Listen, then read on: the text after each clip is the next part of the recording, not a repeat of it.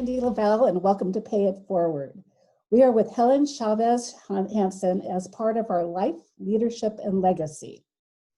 Helen is a founder, owner, president, a true entrepreneur of Tapatia Tortilleria that sells tortilla products under 100 different brands throughout the world. It's an amazing story, and I know we don't have time to hear the entire story today, but I do hope the listeners at some point do get to hear how this amazing entrepreneurial journey began and where it is today. Helen, I'm really delighted to have you here. I've admired you from afar, and I've listened to you many times speak, and you're just an amazing ambassador for our community, and definitely somebody that I wanted to be with on this panel and in this series. Jumping right in, you have you just have this leadership energy, and I think everything you do and everything you touch just really shines through, and people want to follow you. What's the most important leadership lesson you've learned, and how has it proven to be invaluable? Oh boy, I think I'm self-taught when it comes to that because I've really never considered myself as a leader, nor did I consider myself a follower, just a doer. You know, if it was something that I really enjoyed doing, I did it. And so when I became involved with La Tapatia, when it first started out, I asked myself many questions about what do I need to do? What do I need to do? And as the company developed and we started hiring more employees, I thought it was very important to connect with my employees.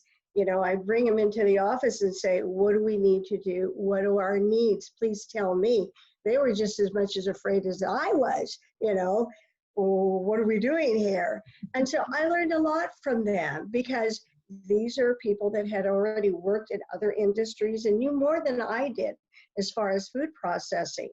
So as time went on and the business started to grow, one of the things that I learned that if you bring people in and you talk to them and learn to motivate them and become their cheerleader, they start feeling more confident in themselves. So I can honestly say, because sales was probably the one thing that I really enjoyed at La Tapatia, I was their sole salesperson, and I had a team of almost 40 drivers, and I was their cheerleader. I would bring them in and we'd talk about what did happen today, what happened during the week, what are the issues that you're encountering.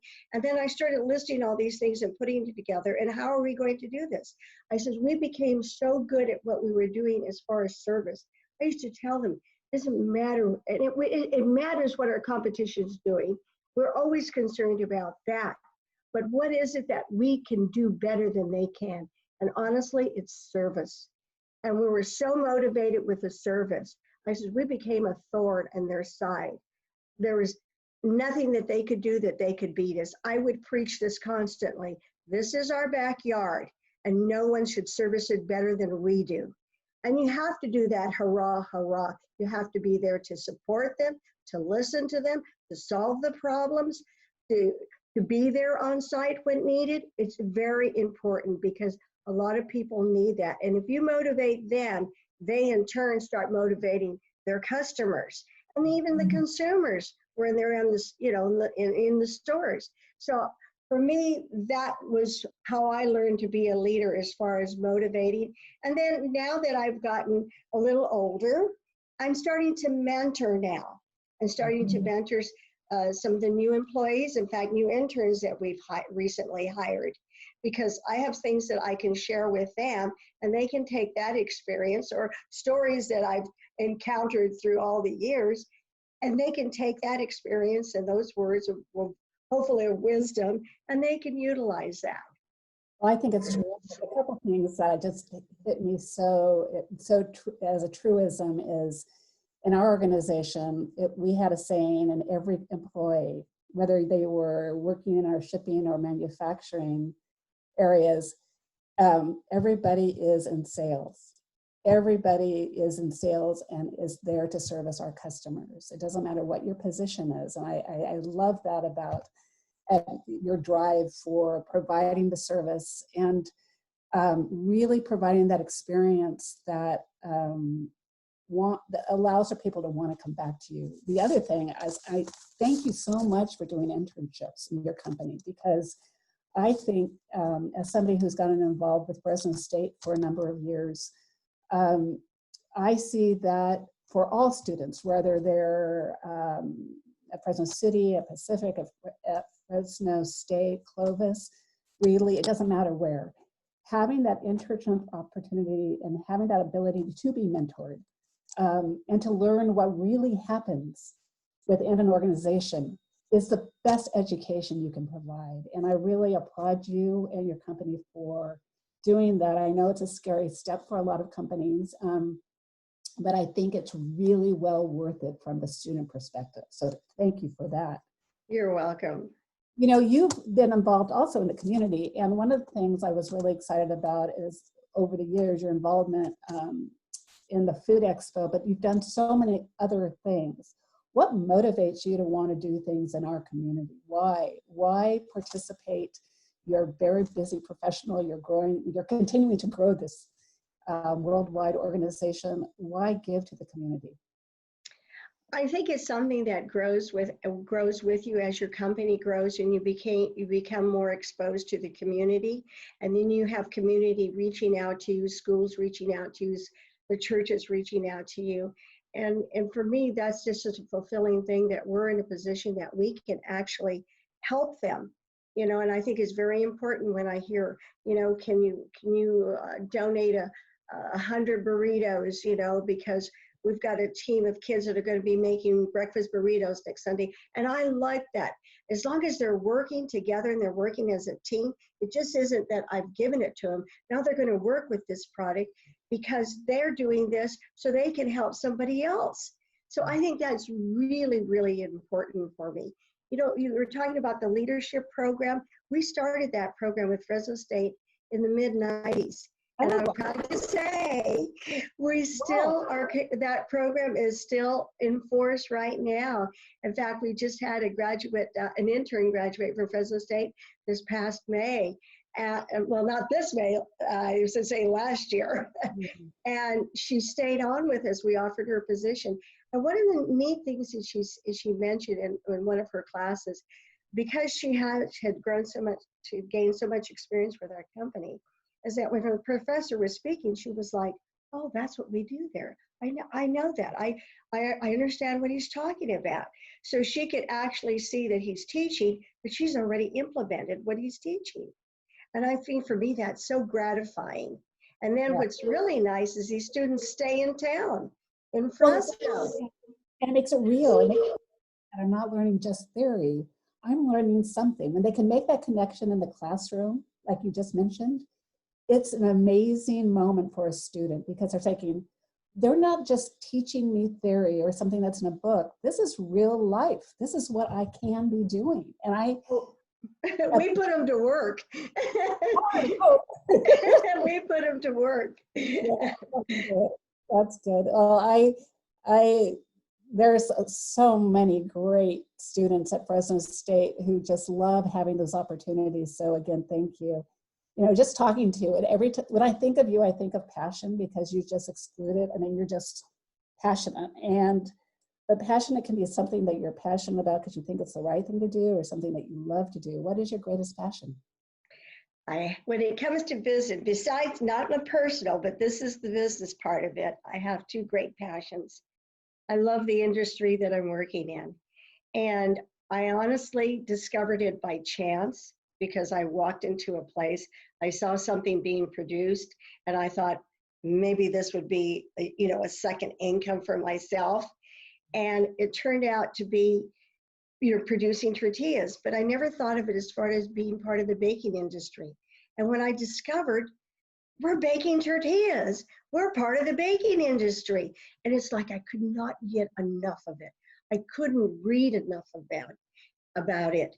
And when the Tortillas Industry Association was founded in 1989, and I received an invitation to attend, I was just the networking, the information that I learned. And then 5 years later, I became their president. I just couldn't get enough of it. I really enjoy the industry, the people, and not just the people that were working with us, but all the vendors that come to visit us, the machinery that we've purchased, the places that I've been able to visit, the invitations I've received to come see what we're doing, all of the workshops I've attended. I love the industry as a whole. And I have to say, my second passion at La Tapatia, sales. I'm actually president of retail sales right now, although my third daughter is running the program now. She's the director, but I love sales. I love being out on the road, meeting with new customers, telling them what a great product, the things that we can do for them, talking to them about my service level, our service level, I should say, and selling them. And I even had one buyer tell me that he's had many people come to sell him things, and he says, you're so refreshing. And I go, really? Because I enjoy what I do. But when you love what you do, it really comes through. I mean, and I can tell that. I wish that we had our students right in front of you right now in person, because I know they would have a ton of questions to ask you. But because we don't, what would be something that you would want to impart on our students? Either skills that they needed to hone in on, or how they should go about these next steps that they take post their educational experience? I thought about that, and I wrote down about 5 of them, and I chose one. And one is never be afraid to take chances. Yeah. The worst thing they can tell you is no. That's the worst thing. And you go back and you redo whatever it is that you presented, and you go back again and again. I tell everyone this one story. It took me 10 years to get into one of my largest retail accounts. And it took the right buyer. And sometimes that's all it takes, is the right person that you're meeting with, that understands and can feel and can honestly say, you know what, I want to do business with you. Because that's what I tell them, I want to do business with you. Yes, and I am so sorry for the little disruption in the back. That's my dog barking, and you can tell that I'm at home and you're at home. We're trying to make this work. But that's so true. I think the fear factor is huge, and I would agree with you. And I think so often it's so easy to say I can't instead of I can, or I will try. And I know in what we do on the entrepreneurial programs at Fresno State, to say, try and don't be successful. That's okay. Try again. Try over and over again, and it will work eventually for you. But if you don't try, you'll never know. That's right. That's correct.